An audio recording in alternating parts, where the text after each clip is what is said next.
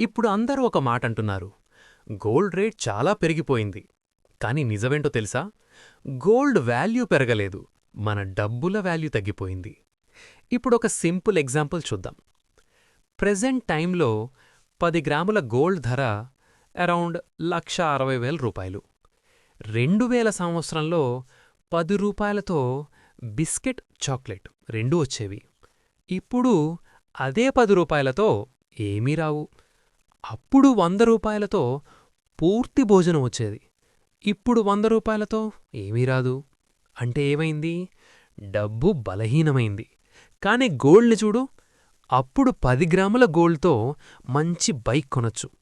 ఇప్పుడు కూడా 10 గ్రాముల గోల్డ్తో సేమ్ మంచి బైక్ కొనొచ్చు.